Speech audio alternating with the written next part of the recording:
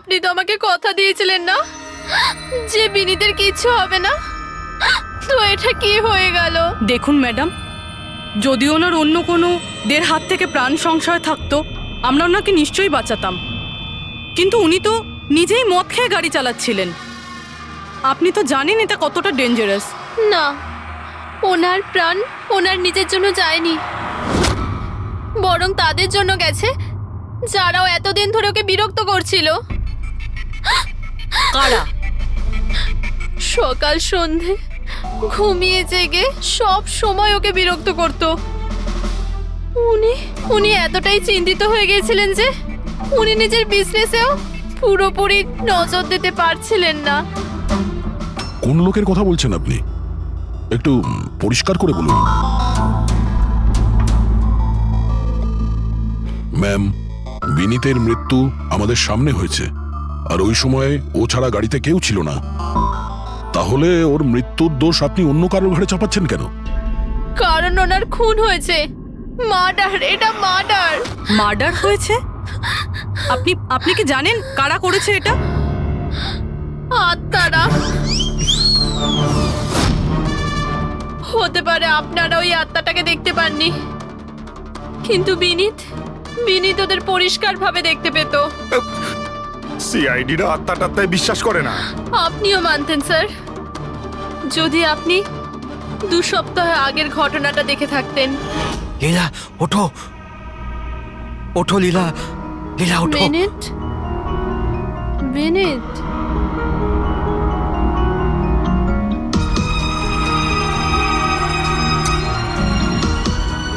বিনীত,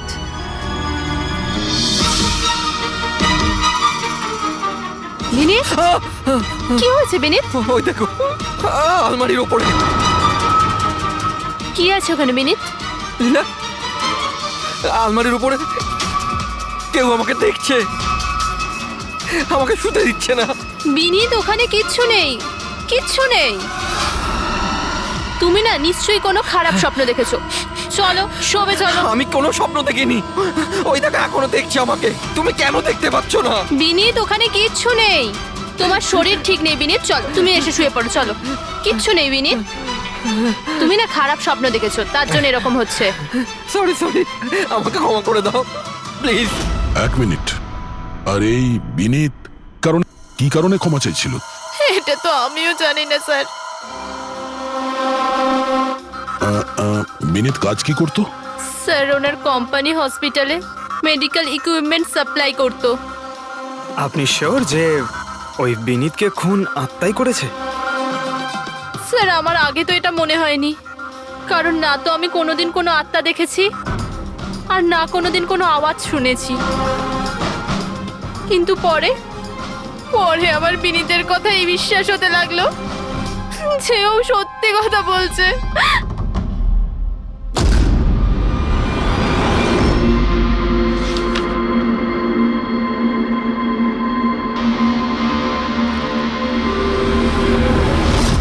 হ্যাঁ বস, এর মৃত্যুর একটাই কারণ চোখে পড়ছে, এর মাথার ওপর লাগা আঘাতটা, যেটা অ্যাক্সিডেন্টের কারণে লেগেছে। ঠিক তো ডক্টর সালুকে? আর কোনো কারণ নেই তো?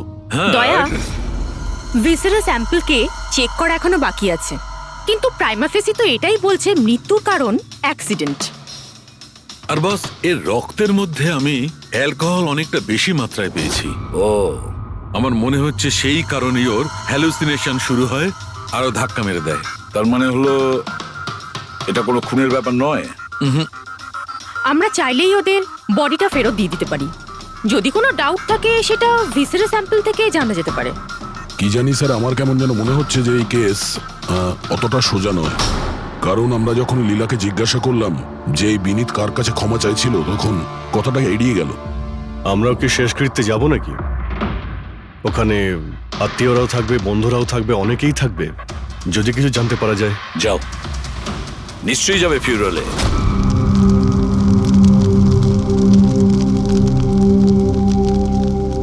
ঠিকই হয়েছে, মরে গেছে।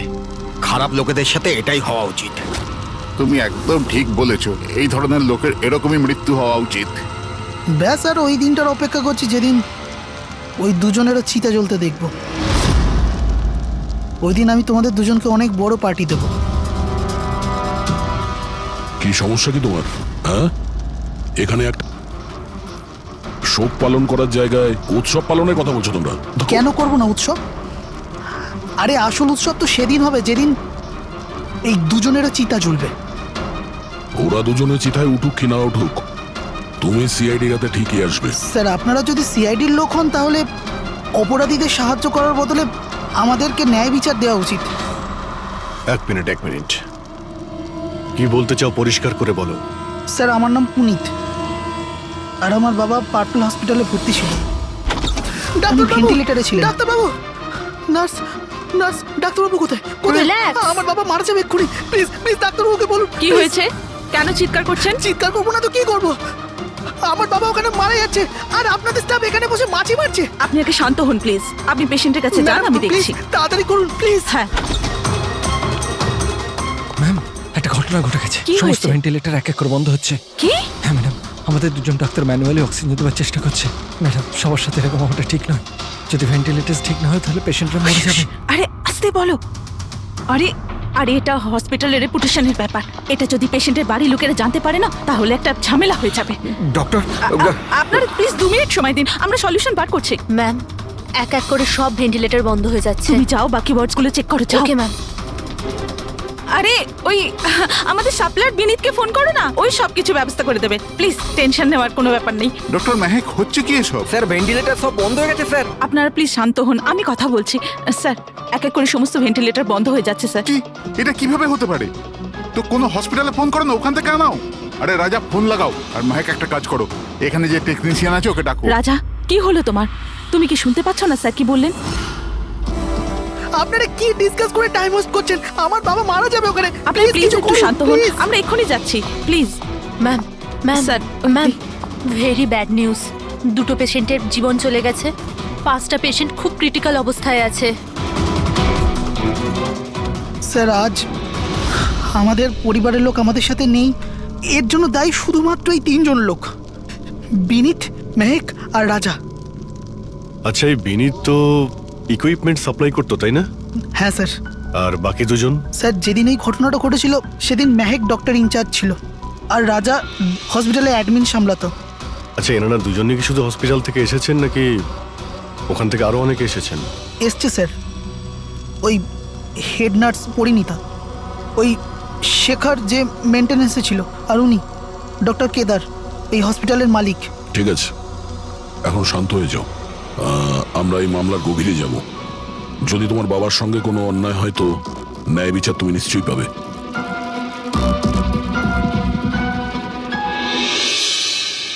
এখন বুঝতে পারছি বিনীত ক্ষমা চাইছিল কেন। আমাকে ক্ষমা করে দাও, আমি মরতে চাই না। আমাকে ক্ষমা করে দাও। আর এটাও বুঝতে পারছি যে বিনীতের মৃত্যুতে সবাই এত খুশি কেন। তার মানে বিনীতের মৃত্যুর কারণ যে কেউ হতে পারে। আর বিনীতের পরে খুনির পরের শিকার এদের দুজনের মধ্যে কেউ হতে পারে।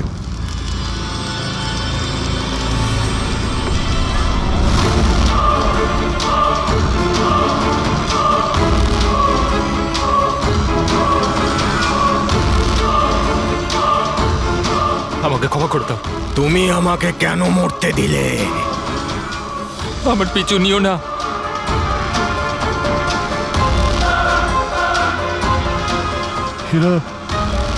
এরা কথা কার সঙ্গে বলছে? আমার পিছু নিও না। আরে সেই কাল্পনিক লোকগুলোর সঙ্গে যার সঙ্গে বিনীত কথা বলছিল। চাইলে তুমি আমাকে বাঁচাতে পারতে, কেন মরতে দিলে আমাকে? এবার তুমিও মরার জন্য তৈরি হয়ে যাও। আর এই মহিলারও একই কেস মনে হচ্ছে। ছাড়, ছাড় আমায়, ছাড় আমায়, আগুনের দিকে টানিস না। আমার কোনো দোষ নেই এতে। ছাড়, ছাড়, ছাড়, এই, ছাড় আমায়, ছাড় এই। আমায়, ছাড়, ছাড়, টানিস না আমায় আগুনের দিকে, ছাড়। আরে কি করছো নাকি? আরে, কি করছো? এদিকে এসো। আরে তুমি কি করছিলে? হ্যাঁ, আমি একটু ডিস্টার্ব আছি, এতে আপনারা কি করবেন? আমার ডিস্টারবেন্সের সাথে আমায় নিজেকেই লড়তে হবে। তুমি এদিকে এসো, একটু দূরে দাঁড়াও, ওই দিকটায় যাও। তাহলে অনেক লোক আছে যারা বিনীতের মৃত্যু সংবাদ শুনে আনন্দিত, হ্যাঁ? হ্যাঁ স্যার, আর এখন ওরা মেহেকার রাজার মৃত্যুর খবর শুনতে চাইছে। রাজা আর মাহাকের ব্যবহারটাও খুব একটা নর্মাল লাগছিল না স্যার, অনেকটা ভয়ে ভয়ে ছিল স্যার, বিনীতের মতো। স্যার ভিসারের স্যাম্পলের রিপোর্ট চলে এসেছে। গুড। কোনো গন্ডগোল আছে? হ্যাঁ, একজন সাধারণ মানুষের রক্ত যতটা লাল হয়, বিনীতের রক্ত তার থেকে অনেক বেশি লাল ছিল। ও, এখন বুঝতে পারছি যে বিনীত কেন আত্মা দেখতে পেল। কেন স্যার? পুরবী, মানুষের রক্ত যখন সাধারণের থেকে অনেক বেশি লাল হয়, তার মানে এইটা দাঁড়ায় যে ওই মানুষটি অনেক বেশি দীর্ঘ সময় ধরে কার্বন কম্পাউন্ডের সংস্পর্শে ছিল, আর এই কার্বন কম্পাউন্ডের কারণেই ওর হ্যালুসিনেশন হতো ভীষণ ভাবে। তার মানে কেউ জেনে শুনে বিনীতকে ওই কার্বন কম্পাউন্ডের সংস্পর্শে এনেছিল, যার ফলে বিনীতের মানসিক অবস্থা খারাপ হয়ে গেল আর ওর মৃত্যুর কারণও হয়ে গেল। স্যার খুনি এই কার্বন কম্পাউন্ড পেল কোথায়? এই আমাদের আশেপাশেই সব জায়গায় কার্বন কম্পাউন্ড ছড়িয়ে আছে। মডার্ন জীবনে আমরা যতগুলো মেশিনারি ব্যবহার করছি, ওই সবগুলো, প্রায় সবগুলো কার্বন কম্পাউন্ড ছড়ায়। হ্যাঁ, যে কেউ মেশিনের উপর এরকম কারুকার্য করে এটা করতেই পারে। তার মানে বিনীত গাড়িতে বসার আগে এরকম কোনো কেমিক্যালের সংস্পর্শে এসেছিল, যার জন্য ওর এইসব হ্যালুসিনেশন এইসব হচ্ছিল স্যার। ঠিক কথা বস। গাড়িটার এক্সস্ট সিস্টেমটা চেক করতে হবে। গন্ডগোলটা ওখানেই হয়েছে।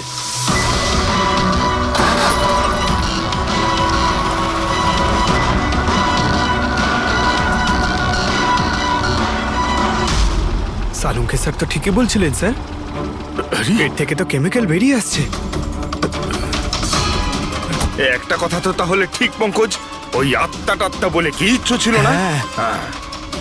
স্যার তার মানে এখন খুনের নিশানায় দুজন রয়েছে, রাজা আর মেহেক।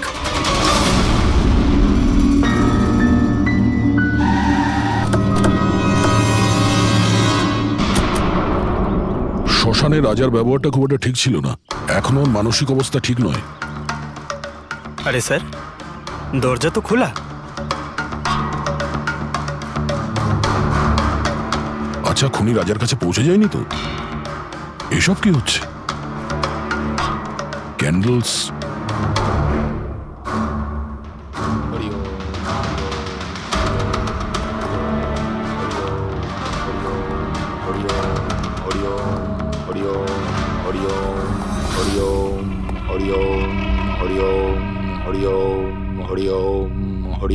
রাজা,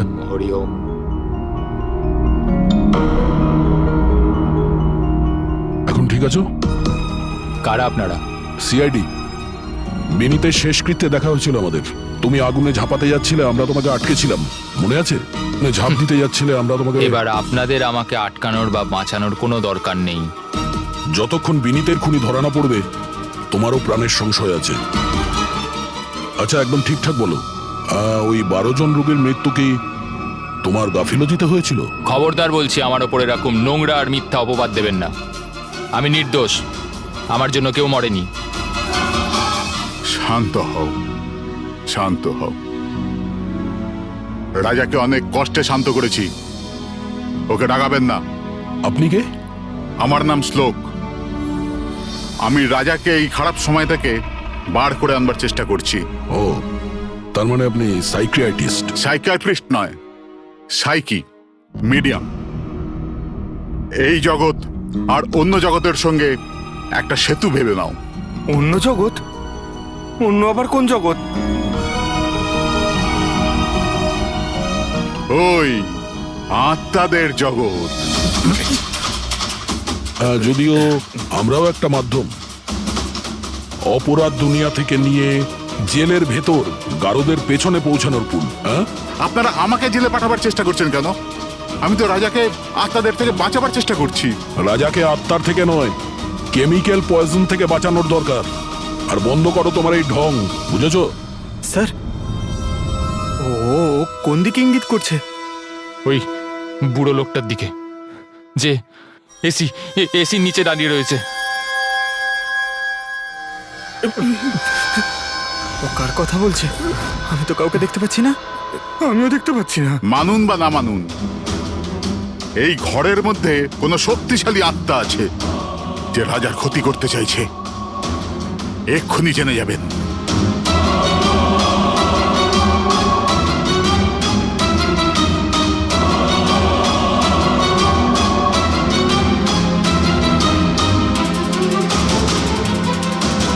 মিটার দিয়ে আত্মা দেখা যাবে?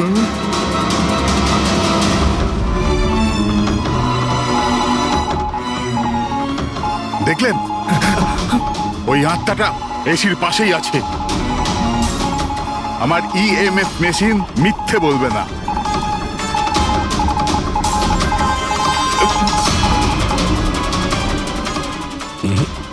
তবে আমাদের ওই মিটার ভুল হতে পারে না, বুঝলে ফ্রেডি?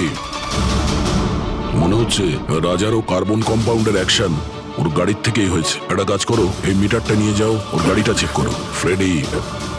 পঙ্কজ, তাহলে বলো, তুমি বিনীতের ফিউরিনালে কি দেখেছো? আমি কাউকে দেখিনি, আমি কিছু দেখিনি। মিথ্যা কথা বলো না। যদি কিছু দেখেই না থাকো তাহলে পালালে কেন? আমি মিথ্যে বলছি না, আমি সত্যি কাউকে দেখিনি। আচ্ছা, হাসপাতালে যে 12 জন মারা গিয়েছিল সেটা কি তোমার গাফিলতির জন্যই হয়েছিল? আমার গাফিলতিতে? দেখুন, আমার দ্বারা যতটা সম্ভব আমি সব চেষ্টা করেছি। আমি ডাক্তার কেদারের সঙ্গে কথা বলেছিলাম, কিন্তু উনি তো কোনো অ্যাকশনই নিলেন না। তাহলে আমি আর কি করতে পারি? আচ্ছা, তার মানে হলো এটা ডক্টর কেদারের ভুল। ওনার থেকেও তো বেশি দোষ ছিল ওই রাজা। ওর একবার দেখা উচিত ছিল যে ভেন্টিলেটরস গুলো কাজ করছে কি না, ওগুলো সময় মতো সার্ভিসিং হচ্ছে কি না। তাহলে কি দোষী রাজা? রাজা আর বিনীত দুজনেই। বিনীতেরও ভেন্টিলেটর সাপ্লাই করার আগে দেখে নেওয়া উচিত ছিল যে ওগুলো ঠিকঠাক কাজ করছে কি না। কতগুলো জীবন নির্ভর করছিল ওই ভেন্টিলেটরস গুলোর উপরে। মনে হচ্ছে রাজা আর বিনীতের জন্য তোমার মনে অনেক রাগ আছে। বিনীতের মৃত্যুতে নিশ্চয়ই খুশি হয়েছো তুমি? এটা কি বলছেন আপনি? একদমই না। আমি একজন ডক্টর, আর আমার কাজ হলো একজন পেশেন্টের জীবন বাঁচানো। কারণ মৃত্যুতে আমি কি করে খুশি হব?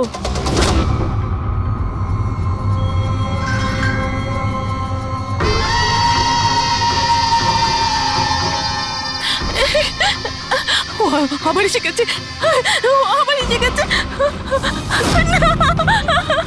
কিন্তু কিন্তু এখানে তো কেউই নেই। আরে এখানে কেউই নেই। দেখো, তুমি ভয় পেও না। যত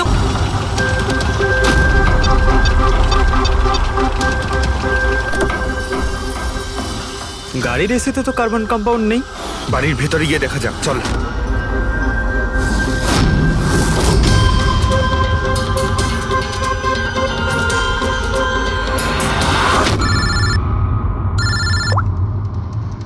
হ্যাঁ পূরবী,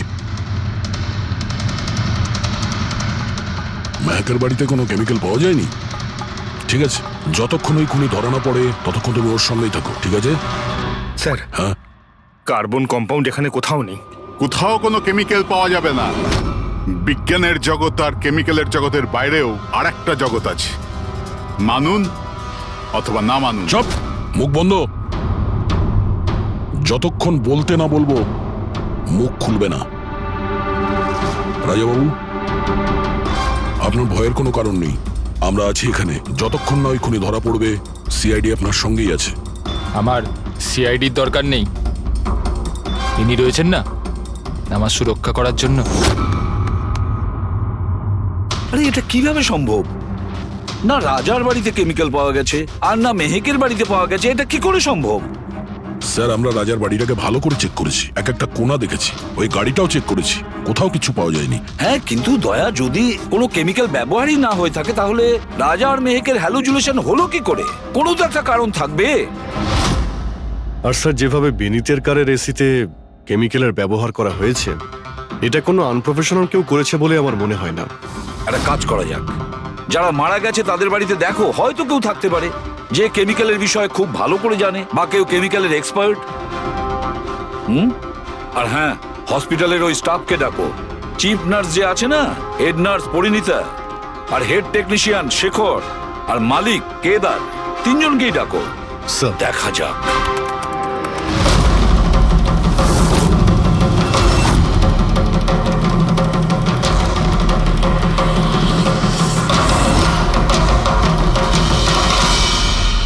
তোমার নাম শেখর, তাই তো? Yes sir. হসপিটালের হেড মেকানিক, মেইন টেকনিশিয়ান। তার মানে হসপিটালে যদি কোনো মেশিনে প্রবলেম হলে সবার প্রথমে তোমার কাছে খবর আসে। হ্যাঁ স্যার, ঠিক। তাহলে হসপিটালের ভেন্টিলেটর খারাপ ছিল সেটা তুমি জানতে না? স্যার প্রথম থেকেই জানতাম। তাহলে কেন কিছু করনি? কাউকে কিছু বলনি কেন? হ্যাঁ স্যার এতে আমার কোনো দোষ নেই। তাহলে কার ভুল ছিল? স্যার আমি প্রথমেই মেহেককে ভেন্টিলেটরের ব্যাপারে বলেছিলাম যে ভেন্টিলেটরসে প্রবলেম আছে আর যে কোনো সময় খারাপ হতে পারে। এটা তুমি ভেন্টিলেটর বন্ধ হওয়ার আগেই জানিয়েছিলে? ইয়েস স্যার, 1 সপ্তাহ আগে। ম্যাম আমি আপনাকে একটা নোটিশ পাঠিয়েছিলাম, ওয়ার্ডের ভেন্টিলেটরগুলো ঠিকমতো কাজ করছে না। ও, আমি তোমার চিঠিটা পড়েছি শেখর, তুমি টেনশন নিও না, আমি কিছু একটা করছি। কিন্তু ম্যাম ব্যাপারটা খুব আর্জেন্ট। হ্যাঁ হ্যাঁ আমি জানি।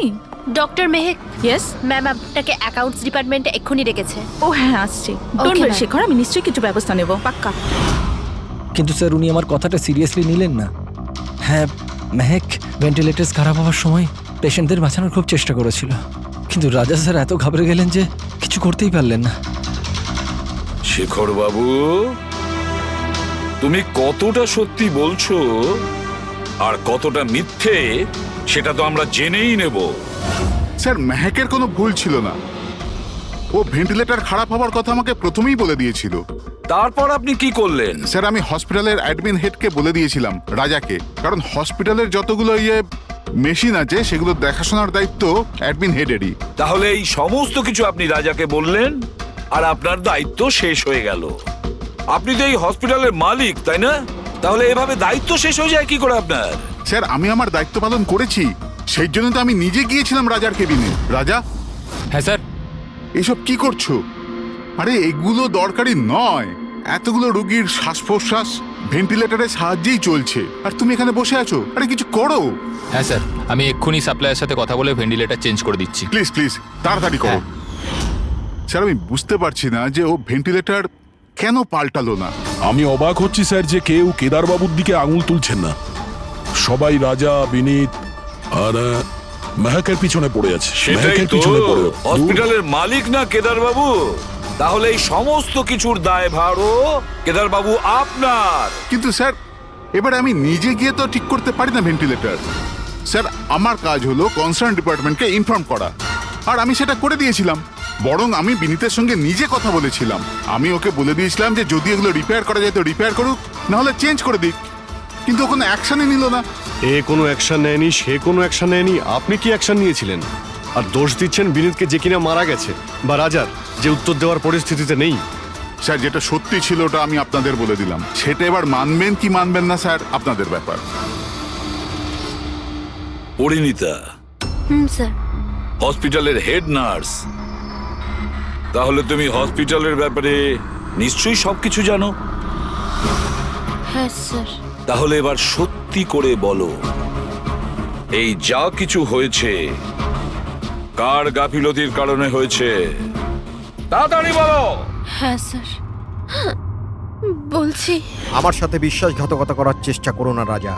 আর হ্যাঁ, যদি মেশিনে কোনো ফিজিক্যাল ড্যামেজ থাকে তাহলে সেটা ওয়ারেন্টিতে আসে না। যদি তোমার নতুন ভেন্টিলেটর চাই তাহলে তোমাকে পুরো কস্ট পে করতে হবে, বুঝেছো? আমি তোমার থেকে বাজে লোক আজ অব্দি আমার জীবনে দেখিনি। এবার থেকে না তো আমাদের হসপিটাল তোমার থেকে কিছু কিনবে, না তো শহরের আর কোনো হসপিটাল। শোনো, এসব হুমকি অন্য কাউকে দেবে। তুমি জানো না আমি কে, যা করার করে নাও।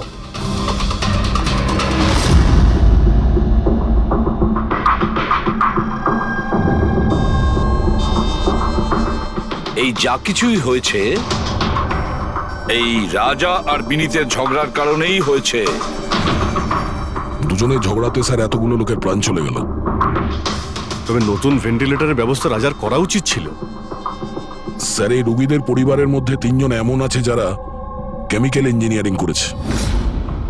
আচ্ছা 3 জন? তাহলে ওদের ঠিকুজি কুষ্টি বের করো, দেখি কি আছে।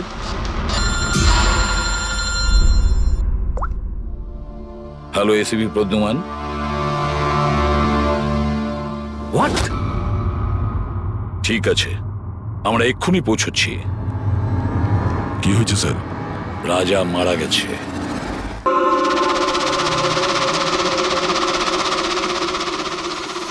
দয়া, এর মৃত্যু তো মাথায় চোট লাগার কারণেই হয়েছে। মনে হচ্ছে ছাদ থেকে লাফ দিয়েছে। হতে পারে হ্যালুসিনেশন এত জোরে হয়ে গেছে যে ঘাবড়ে গিয়ে রাজা উপর থেকে ঝাঁপ মেরে দিয়েছে। আর তুমি খেয়াল রাখছিলে না এর? এই খেয়াল রেখেছো তুমি? হ্যাঁ স্যার, রাজা তো একদম শান্ত হয়ে শুয়ে পড়েছিল। আমি কি করে জানবো যে হঠাৎ করে উঠে পড়বে আর আত্মহত্যা করে ফেলবে? যখন এটা হয়েছিল তুমি কোথায় ছিলে? হ্যাঁ স্যার, আমি অন্য ঘরে শুয়েছিলাম। তখনই আমি রাজার জোরে জোরে চিৎকার শুনলাম। আমি এই আত্মাদের সহ্য করতে পারছি না, আমার নিস্তার চাই, মুক্তি চাই। আর যতক্ষণ আমি ওর কাছে পৌঁছবো ততক্ষণ ও ছাদ থেকে পড়ে গেছে। বাহ, কি অদ্ভুত ব্যাপার! রাজাকে একলা রেখে তুমি নাকে তেল দিয়ে ঘুমোচ্ছিলে? হ্যাঁ, আমি তো মনস্থির করেই ছিলাম ঘুমোবো না। কে জানে কিভাবে ঘুমিয়ে পড়লাম। নিশ্চয়ই আমাকে ওই আত্মাগুলোই ঘুম পাড়িয়ে দিয়েছিল। আপনি আপনি এটা দেখুন স্যার, মিটারের রিডিং কত বেড়ে গেছে। আমারও কিন্তু একটু ক্লান্তি ভাব লাগছে স্যার। আর দ্বিতীয়বার যদি আমাকে এই মিটার দেখিয়ে দিস না তাহলে মনে রাখিস। দয়া, 1 মিনিট ভাই, একটু মিটারটা দেখি। এই নিন। এই মিটারটা আমি রাখছি। হ্যাঁ, আমি ফেরত দিয়ে দেবো পরে। ঠিক আছে স্যার, কিন্তু দিয়ে দেবেন। হ্যাঁ, দিয়ে দেবো দিয়ে দেবো। বরং এখন তুমি বাড়ি গিয়ে একটু আরাম করো। ক্লান্ত হয়ে গেছো, একটু দুর্বলও লাগছে। হ্যাঁ হ্যাঁ স্যার। ঠিক মতো ঘুমও হয়নি। যাও যাও, আরাম করো। এটা কি ডক্টর সালুকে? ওকে যেতে দিলেন আর এই মিটারটা রেখে দিলেন? দয়া, এই যে মিটারটা না, এটা খুব কাজের জিনিস।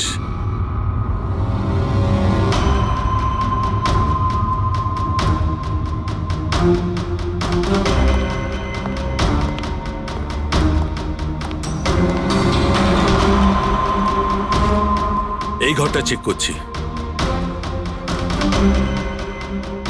হ্যাঁ ডক্টর, নেই। ওপরে যাওয়া যাক।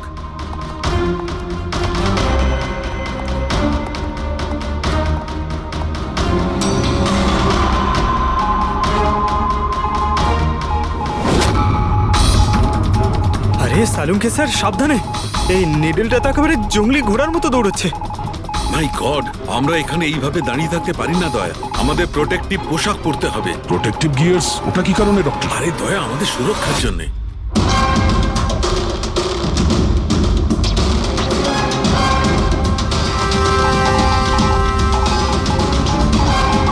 এই দেখো, সবচেয়ে বেশি মিটার রিডিং এখানেই পাওয়া যাচ্ছে, এই এসিটার নিচে।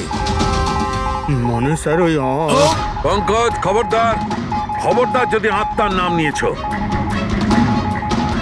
স্যার, এই মিটারটা কোন দিকে ইঙ্গিত করছে? বলছি বাইরে চলো, বাইরে চলো।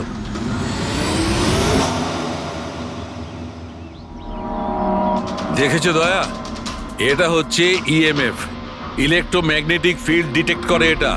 ইলেকট্রোম্যাগনেটিক ফিল্ডস, এগুলো তো আজকাল সব ইলেকট্রিক অ্যাপ্লায়েন্সের মধ্যে হয় ডক্টর। টিভি, ফ্রিজ, একদম ঠিক দয়া, কিন্তু ওই অ্যাপ্লায়েন্স গুলোর ইএমএফ হিডেন থাকে, লুকোনো থাকে, যাতে মানুষের উপর খারাপ প্রভাব না পড়ে। কি খারাপ প্রভাব?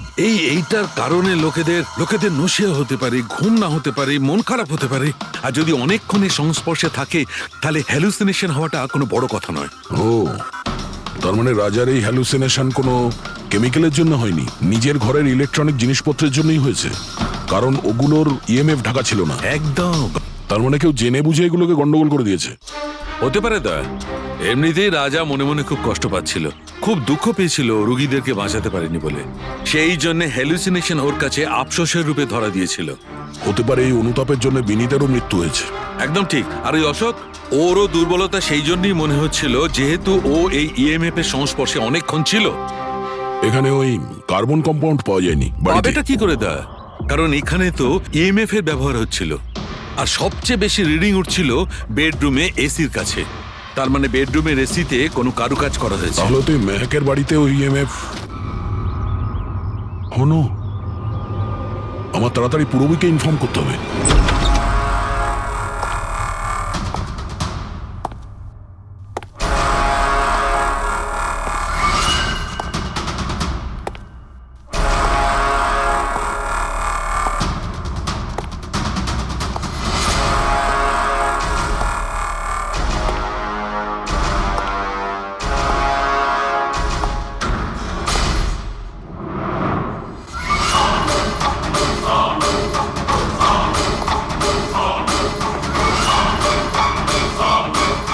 আমাকে একবার মেরে শান্তি হয়নি তোমার? আমাকে আবার মারতে এসেছো?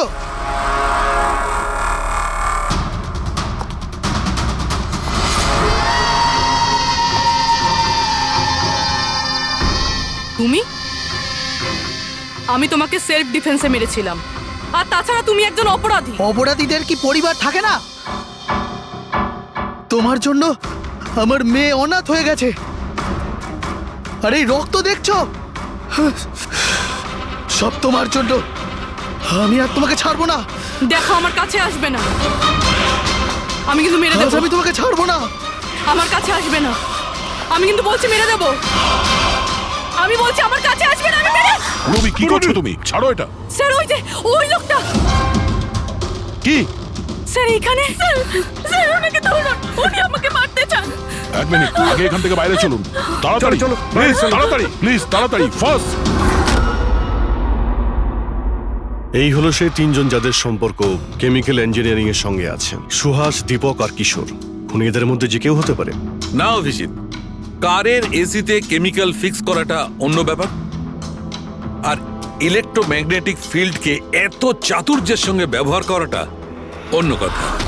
আমার মনে হচ্ছে ও এমন একজন লোক যার সায়েন্সে, মেডিকেল সায়েন্সের ওপর খুব ভালো দখল আছে, হয়তো কোনো ডক্টর অথবা সায়েন্টিস্ট। যেই করুক, সে ইলেকট্রোম্যাগনেটিক ফিল্ড ভালো মতন ব্যবহার করেছে, যাতে মেহেক আর রাজা ওরা দুজনেই যাতে ইএমএফ এর সংস্পর্শে থাকে। হতে পারে হসপিটালে ওরা দুজন নিজেদের কাজ করছিল, তখনও এই ইএমএফ ওখানে উপস্থিত ছিল। তাহলে স্যার, হতে পারে হসপিটালের কোনো মেশিনের সাথেও গন্ডগোল করা হয়েছে। নিশ্চয়ই দয়া, নিশ্চয়ই। আর এটা ওই করেছে, হসপিটালের ভেতরেরই কেউ। তাহলে এই হলো সেই জায়গা যেখানে মেহেক আর রাজা বসতো। হ্যাঁ স্যার। আর কে কে যাওয়া আসা করতো এখানে? স্যার, শুধু স্টাফেদেরই ভেতরে যাওয়ার পারমিশন ছিল, তাও যদি কোনো কাজ থাকতো তাহলে। মানে বাইরের কেউ এখানে ঢুকতেই পারতো না। না স্যার, এমনকি রুগীদেরও এখানে ভেতরে আসার অনুমতি ছিল না। তার মানে তো এটা বোঝা গেল যে স্টাফেদের মধ্যেই কেউ, মানে আপনাদের মধ্যেই কেউ একজন খুনি। এ আপনি কিভাবে বলতে পারেন? এটা আমরা বলছি না, এটা এই ইএমএফ মেশিনটাই আমাদের সবকিছু বলে দিয়েছে। আর এই ইএমএফ মেশিনের হিসাবে এই এসির সাথে কোনো গন্ডগোল করা হয়েছে। তার মানে রাজা আর মেহেককে মারার চেষ্টা করা হয়েছিল, কিন্তু বেচারা রাজা মারা গেছে। এসির সাথে গন্ডগোল? কি বলছেন আপনি? আমি তো কিছু বুঝতেই পারছি না। এই কথাটা এই রুমে থাকা শুধুমাত্র সেই বুঝতে পারবে যে নিজেই খুনি। আর ও আজ এখানে প্রোটেক্টিভ গিয়ার পরে এসছে, যাতে ইলেকট্রোম্যাগনেটিক ফ্রিকোয়েন্সিতে তার কোনো ক্ষতি না হয়, তাই তো? কি কে সে?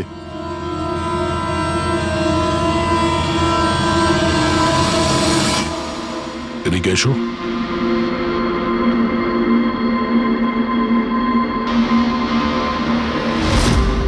ফ্যাশন সেন্স তো তোমার খুব ভালো, শেখর। জামা কাপড়ের ভেতরে এই সুরক্ষা কবচ। দেখো, তোমার সমস্ত প্ল্যান আমরা জেনে ফেলেছি, তোমার ব্যাপারে সমস্ত খোঁজ খবর নিয়েছি। তুমি এখানকার এমন একজন টেকনিশিয়ান যে এসির সঙ্গে কোনো গন্ডগোল করতে পারে। এখন তাড়াতাড়ি বলো, কেন করেছো তুমি এসব? আমি করেছি এসব। আর কি ভুল করেছি আমি যদি মেহেক, বিনীতা, রাজার ওপর অভিযোগ লাগিয়েছি। তো এদের জন্য 12টা পেশেন্টের মৃত্যু হয়েছে, যেটা আমি দেখতে পারিনি। তারপর আমি ভাবলাম যে এদের এরকমই মৃত্যু দেওয়ার প্রয়োজন আছে, যেভাবে 12টা পেশেন্ট মারা গেছে। সেই জন্য আমি ইএমএফ আর কার্বন কম্পাউন্ডের বিষ ব্যবহার করেছি ওদের মারার জন্যে, যাতে এদেরকে এমন মৃত্যু দিতে পারি, মৃত্যু নয়, একটা ভয়ঙ্কর মৃত্যু। আর এটাই আমার ন্যায় বিচার। শাস্তি দেওয়ার অধিকার শুধুমাত্র আইনের আছে, অন্য কারো নয়, বুঝেছো? তুমি জানতে যে এই কেমিক্যাল ব্যবহার করলে ওদের হ্যালুসিনেশন হবে, ওই মারা যাওয়া রোগীগুলো ওরা সামনে দেখতে পাবে, যার জন্য ও পাগল হয়ে যাবে, তাই তো? কিন্তু আমি আমার লক্ষ্য পূরণ করতে পেরেছি। যেরকম মৃত্যু আমি চেয়েছিলাম দিতে, সেরকমই মৃত্যু বিনীতার রাজাকে আমি দিয়েছি। কিন্তু দুঃখের ব্যাপার, মেহেককে আপনার শেষ মুহূর্তে বাঁচিয়ে নিলেন। সফল তো তুমি তখন হতে যদি তুমি কোনো অপরাধ না করে ওদেরকে শাস্তি দিতে। তোমার আর ওদের মধ্যে কি পার্থক্য রইল?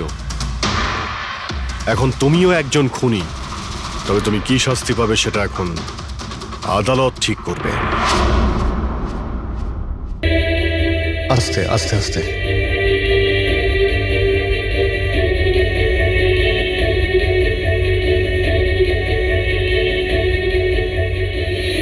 মদন বাবু, আপনি ঠিক আছেন তো?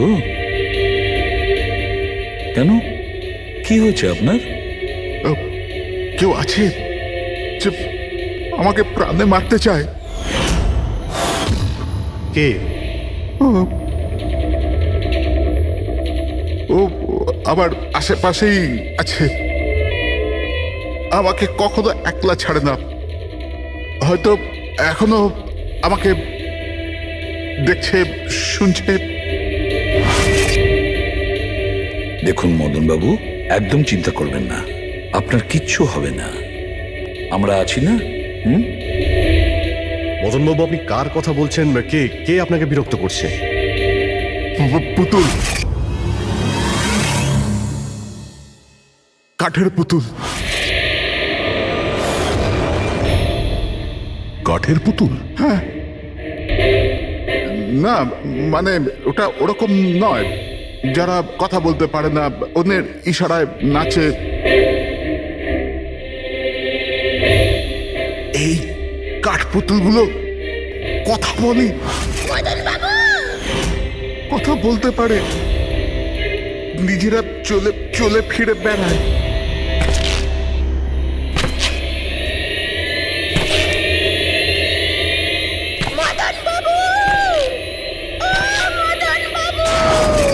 কথা বলা কাঠের পুতুল? হ্যাঁ, আমি জানতাম আপনাদের আমার কথা বিশ্বাস হবে না, কিন্তু কথাটাই এরকম যে কেউই করবে না।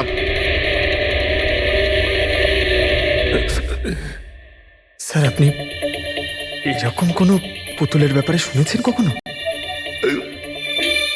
না, জানেন কিছুদিন আগে আমার সাথে কি হয়েছিল? ওই দিন আমার জন্মদিন ছিল, ঘরের বেল বাজলো, তো আমি ভাবলাম যে আমার বন্ধুরা আমার সঙ্গে দেখা করতে এসেছে।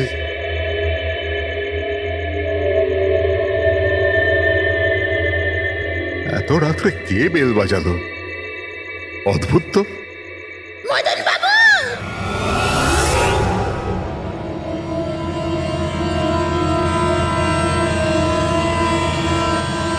কে? দেখতে পাচ্ছেন না? আমি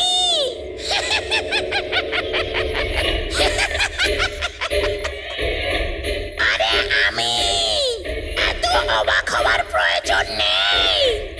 জানেন কি এখানে আমি কেন এসেছি? কেন? তোমার প্রাণ নিতে। কি?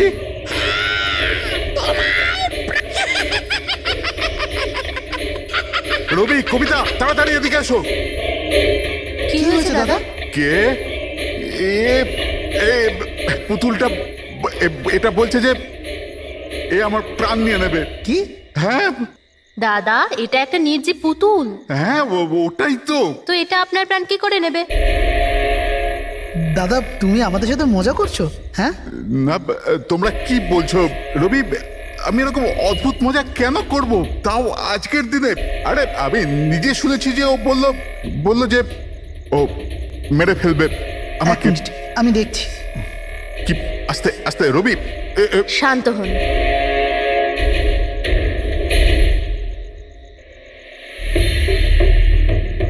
দাদা, মনে হচ্ছে তোমার সাথে কেউ মজা করেছে। এই কাঠের পুতুলের মধ্যে কেউ মনে হয় স্পিকার ফিট করেছে। চেক করো, হয়তো কোনো স্পিকার আছে।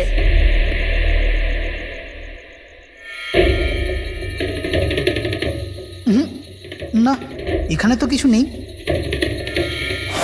এখন কোথায় ওই পুতুলটা? কি করে থাকবে? আমি ওই সময় ওকে একদম ভেঙে চুরে জ্বালিয়ে দিয়েছি, শেষ করে দিয়েছি। হুমকি দিচ্ছিল আমাকে, ওকে আমি কিভাবে এমনি ছেড়ে দিতাম? আপনি কি সত্যিই দেখেছিলেন? হ্যাঁ, আমি। মদনবাবু, এটা হতে পারে যে আপনি কোনো স্বপ্ন টপ্ন দেখেছিলেন। না, আমি দেখেছিলাম ও একলা। আমি আর একবার নয়, এরকম আমার সাথে বেশ কিছুদিন পর। আমার মনে হয় মদন বাবুকে মারার সব থেকে ভালো উপায় এই যে ওনার বুকে ছুরি ঢুকিয়ে দিয়ে। এতে তো পুরো মেঝে রক্তে খারাপ হয়ে যাবে। সবচেয়ে বেস্ট উপায় হলো মদনবাবুকে বিষ দেওয়া হোক। একটা কাজ করা যাক, কেননা ওনার গলায় টিপে দেওয়া যাক।